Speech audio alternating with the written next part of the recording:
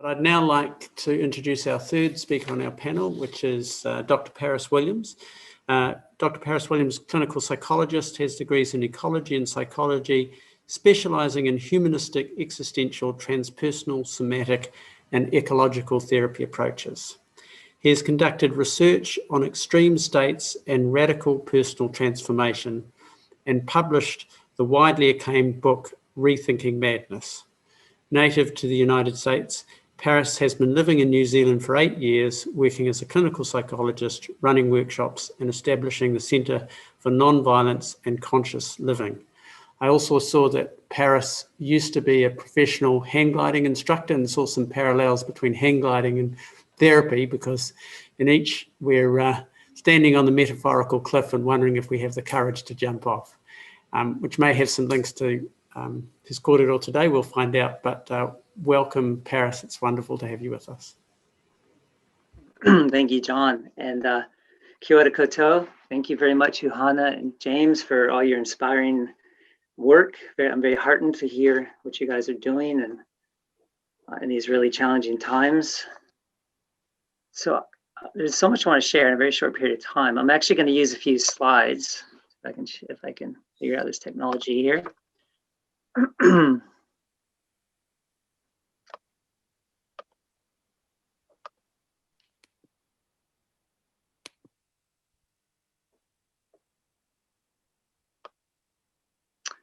Okay, John, just let me know if you can see the slide. Does that come through? That is clear. Okay, great. Okay, so rather than kind of recap what everyone's been sharing already, I think I'll just use the picture speaks 1,000 words here with this image I came across last year, and just invite you to take a moment, just connect to whatever sensations, feelings go on inside of you right now as you kind of take in the implications of this image, kind of sideways, so you can kind of see the impact of that, because I think that really speaks to where we're at right now. Right? With a lot of really major crises coming our way, and actually already, we can certainly see signs of it already unfolding. And I know for me, I've been really, since I was very young, really passionate about kind of these topics and worried, and I've gone through my own kind of dark night of the soul a few times as I've tried to integrate what's happening in the world. And the big questions, how did we get here? How do we get into this mess? And what do we do about it, if anything, at least personally, if not collectively, and hopefully collectively? So just given the audience here, I'm going to invite us to kind of use attachment theory as a gateway to making a little bit of sense of this stuff, drawing from both ecology and psychology, or what we often call eco-psychology. So this is a slide with a lot going on, so I'll take a few minutes to just unpack this slide. And if you've studied object relations or attachment theory, I think a lot of this will resonate with you. You'll be familiar with a lot of this, but we're expanding it into a more ecological realm. So let's start at the very bottom of this slide. So this is all about the development of a self. So as a fetus, blossoming in our mother's womb, first of all, we want to recognize we're not just blossoming in our mother's womb, our human mother's womb, we're actually blossoming in the earth mother's womb as well. And so really the first stage we have to go through as we develop a sense of self is actually developing a secure attachment with the earth, with the earth and the cosmos, or as the indigenous people often say, with Earth Mother and Sky Father. They're really our first two primary attachment figures. So as we develop, there's this interesting kind of dilemma or dialectic that happens where we get pulled in two like opposing directions as the experience of self evolves from a unified field, you might say, to the experience of a self versus other. On one hand, we're pulled towards a sense of wanting to exist, to have a fulfilling existence, to survive and thrive. And on the other hand, we're pulled towards maintaining some kind of belonging to the world. And if that goes well, we kind of go up a rung of the developmental ladder, and we develop a secure foundational attachment. And we would have intrinsic beliefs such as, I belong here, the world's safe enough, I'm a valuable member of the Earth system. And that's what we want to develop if everything goes well. And if it doesn't go well, we're going to have these intrinsic beliefs such as, I don't belong here, the world's hostile, I'm not a valuable member of this world. And then going to the next step up the ladder, we're getting into the territory of traditional attachment theory or object relations.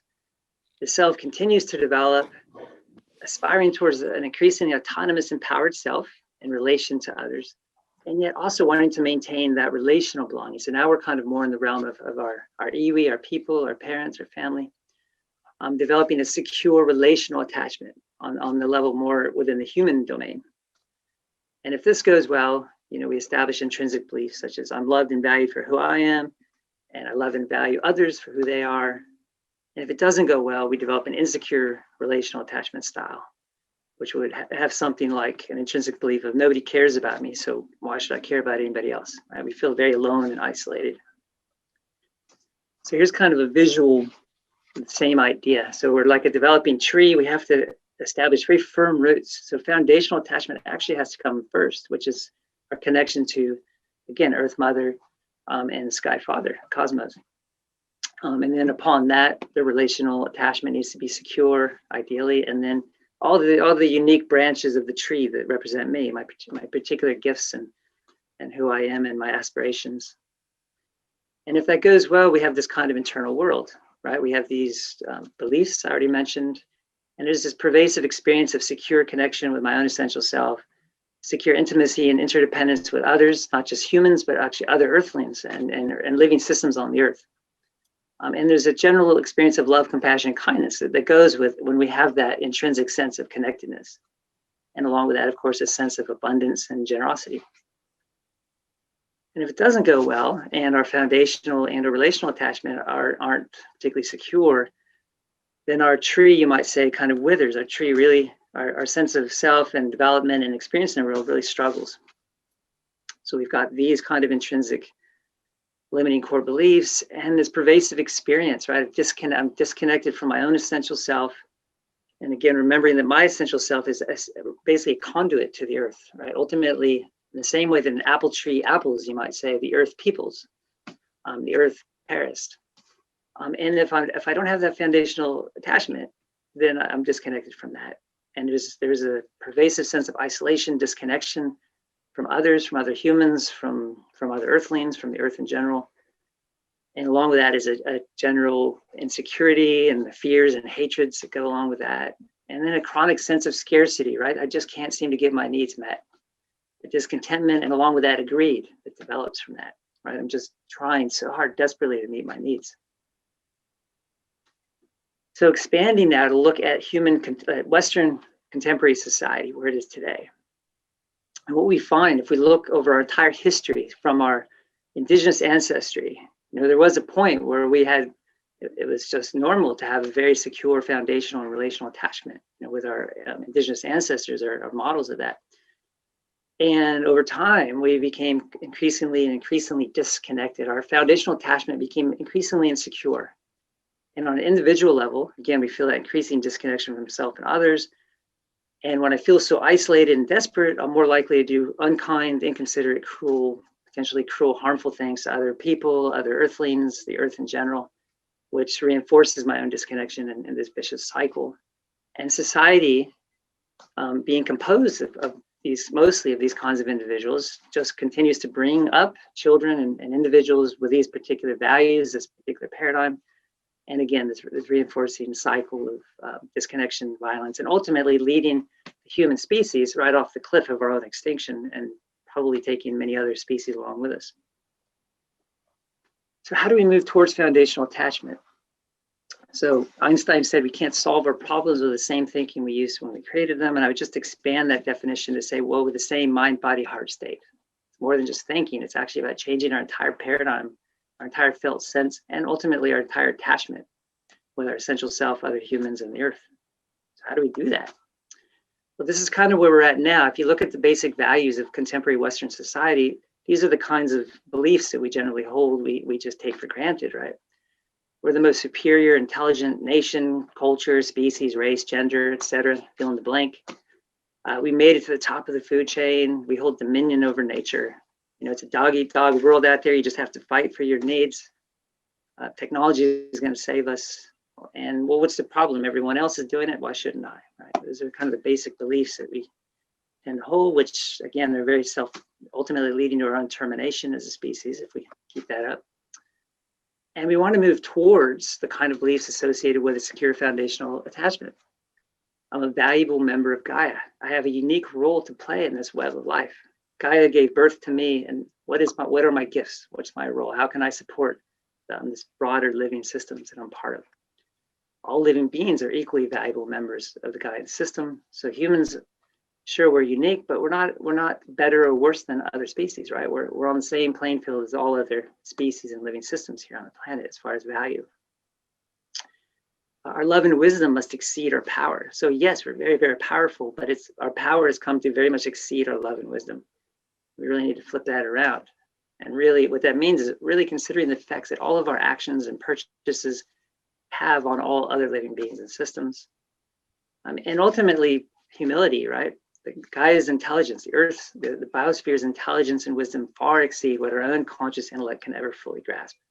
So the human conscious intellect, amazing, incredible as it is really the tip of an enormous iceberg, right? Of deep, deep wisdom going right back, really to the birth of this universe and the birth of this Earth.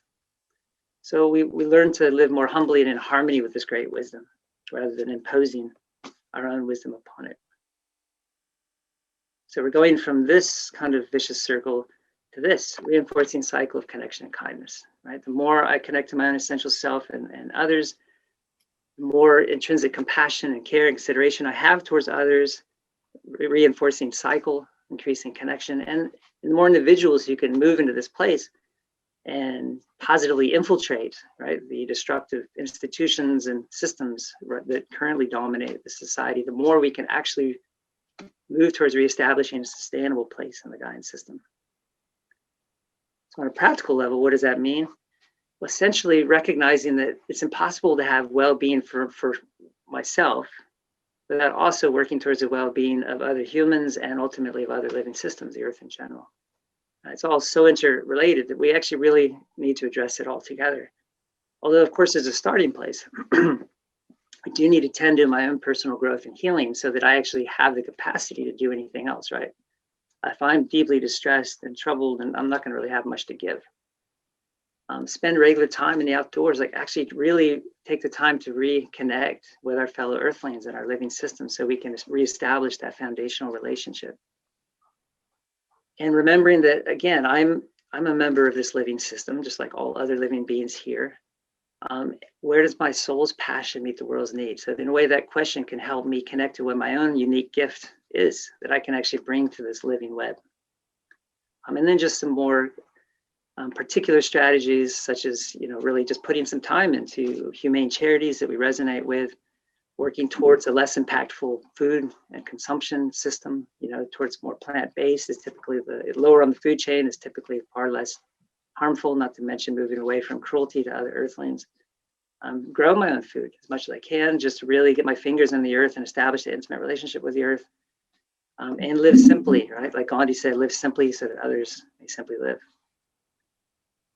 So I'm just going to shift real quick here. I know I have about a 3-minute video. So just give me 1 second. So this video that I want to share with you now is something I put together. It's very short, 3 minutes, but it was my attempt to try to, first of all, my own connection to foundational attachment and support others to connect to their own intrinsic foundational attachment. So just I invite you to take a moment, bring some mindfulness to your own inner experience, your sensations, your emotional world, whatever you're holding right now, just curious, open, allowing, whatever's here. And hopefully if the technology works, invite you to just notice what it brings up for you.